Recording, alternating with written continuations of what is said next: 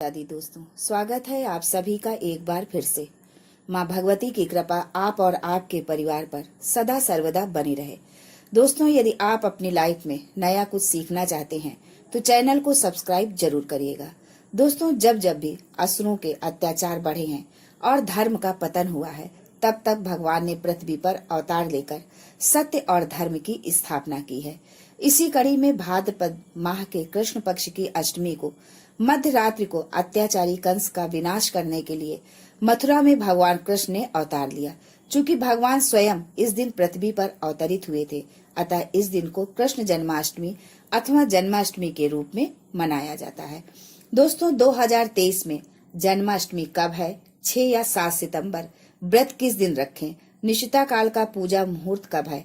रोहिणी नक्षत्र कब तक है? व्रत खोलने का शुभ समय क्या है? इस दिन कौन सी एक चीज लाने से आपकी संपूर्ण मनोकामना पूरी होगी? संतान प्राप्ति के लिए क्या उपाय करें? धन धान्य के भंडार भरे रहें, इसके लिए इस बार जन्माष्टमी में क्या विशेष उपाय करें? ये सारी बातें जानते हैं आज के इस वीडियो में।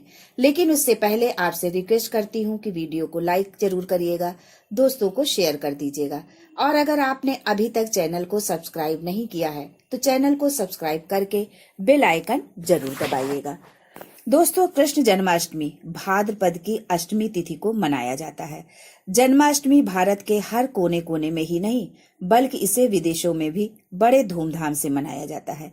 दोस्तों, मान्यता है कि इस दिन पूरे श्रद्धा भाव से पूजा व्रत आदि करने से भगवान कृष्ण सबकी मनोकामनाएं पूरी करते हैं। और वहीं अगर जिन लोगों की कुंडली में यदि चंद्रमा कमजोर है तो उन लोगों के लिए ये व्रत बहुत ही शुभ और फायदेमंद होता है। संतान प्राप्ति के लिए जन्माष्टमी का व्रत रखना बहुत ही शुभ और मंगलकारी माना जाता है।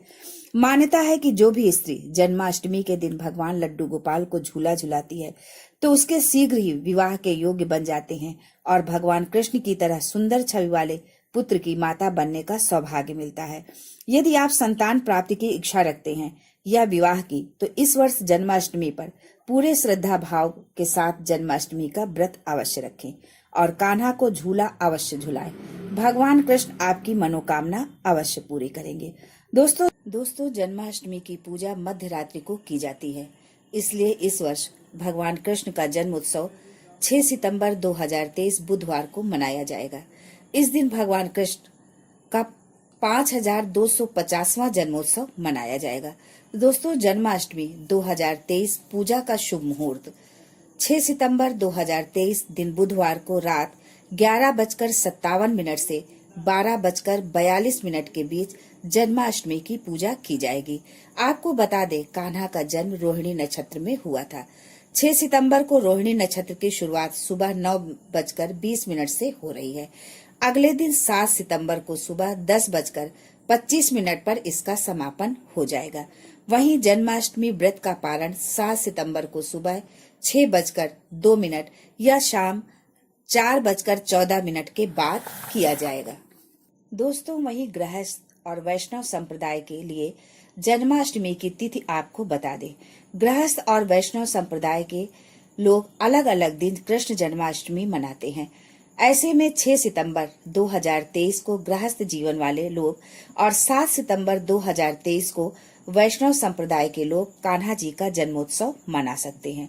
दोस्तों, अगर आपने अभी तक चैनल को सब्सक्राइब नहीं किया है तो चैनल को सब्सक्राइब करके बेल आइकन जरूर दबाइएगा। दोस्तों, कमेंट्स में जय श्री कृष्ण जरूर लिखें। जन्माष्टमी व्रत से एक दिन पहले हल्का और सुपाच्य भोजन करना चाहिए। लहसुन, प्याज या किसी तरह की तामसी चीजें नहीं खाना चाहिए। पूर्ण रूप से ब्रह्मचर्य व्रत का पालन करना चाहिए। उपवास के दिन प्रातः काल उठकर स्नान आदि से निवृत्त होकर साफ वस्त्र पहनना चाहिए। उसके पश्चात भगवान कृष्ण का ध्यान करते हुए व्रत का संकल्प लेना चाहिए। भगवान कृष्ण को माखन, मिश्री व नारियल की बनी मिठाई का भोग लगाना चाहिए। रात 12 बजे लड्डू गोपाल का जन्म होगा। पंचामृत से उनका अभिषेक करें, फिर शुद्ध जल से स्नान कराएं, फिर गंगा जल से अभिषेक करें। साफ कपड़े से पोंछकर उन्हें नए वस्त्र पहनाएं और उनको अच्छे से श्रृंगार करें। गोपी चंदन से तिलक करें। लड्डू गोपाल को जो भोग आप अर्पित करें उसमें तुलसी का पत्ता अवश्य रखें। भगवान कृष्ण के भोग में यदि तुलसी का पत्ता ना हो तो भगवान उस भोग को ग्रहण नहीं करते। भगवान कृष्ण की पूजा में जब तक तुलसी का पत्ता शामिल ना हो तब तक व्रत पूजा अधूरा माना जाता है। तुलसी के पत्ते के बगैर भगवान कृष्ण को आप प्रसन्न नहीं कर सकते। तुलसी के बगैर जन्माष्टमी का पर्व भी अधूरा ही रहता है। दोस्तों, नंद के आनंद भयो जय कन्हैया लाल की कहकर लड्डू गोपाल को झूला झुलाएं। इसके बाद शुद्ध घी और धूप से भगवान कृष्ण की आरती करें। दोस्तों, एक बात और बताना चाहूंगी कि कृष्ण की पूजा में ही नहीं, किसी भी पूजा में आप अगरबत्ती का प्रयोग ना करें, क्योंकि अगरबत्ती में बांस का प्रयोग किया जाता है। बांस के जलाने से वंश नष्ट होता है। साथ ही व्यक्ति की अंतिम यात्रा बांस से बने खाट पर ही की जाती है। इसलिए अगरबत्ती का प्रयोग भूल कर भी न करें। ये जानकारी आज के वीडियो से हटकर है, पर बताना जरूरी समझा, इसलिए बीच में याद आया तो बता दिया। दोस्तों, जन्माष्टमी की पूजा में भगवान कृष्ण का श्रृंगार भी बहुत अहम माना जाता है। आज हम आपको 8 ऐसी वस्तुओं के बारे में बताने जा रहे हैं जो लड्डू गोपाल को अति प्रिय है। यदि आप भी भगवान लड्डू गोपाल की असीम कृपा पाना चाहते हैं तथा माता लक्ष्मी की कृपा पाना चाहते हैं, अपनी मनोकामना को पूर्ण करना चाहते हैं, तो इन वस्तुओं को अपने घर अवश्य लेकर आएं। यदि आप इन सब वस्तुओं को घर नहीं ला सकते तो अपनी सामर्थ्य के अनुसार एक वस्तु को अवश्य घर लाएं और भगवान कृष्ण के ये वस्तु अवश्य उनको अर्पित करें। नंबर 1, दोस्तों, लड्डू गोपाल को अति प्रिय वस्तु है मोर पंख। कहा जाता है कि राधा रानी के महल में बहुत मोर हुआ करते थे। जब वो कान्हा की बांसुरी की धुन पर नृत्य करती थी तो उनके साथ मोर भी नाचा करते थे। एक दिन किसी मोर का पंख जमीन पर गिर गया तो कान्हा ने उस मोर पंख को उठाकर अपने मस्तक पर सजा लिया। भगवान कृष्ण के सिर पर सजा मोर पंख राधा रानी के प्रेम की निशानी मानी जाती है। इसीलिए जन्माष्टमी पर लड्डू गोपाल की पूजा में मोर पंख से हवा करने का चलन है। जन्माष्टमी पर मोर पंख अवश्य घर में लाना चाहिए। दोस्तों, एक और कथा के अनुसार राधा रानी हर दिन मोरकुटी मंदिर पर मोरों को दाना देने जाती थी। एक दिन जब राधा रानी वहां पहुंची तो वहां एक भी मोर नहीं था।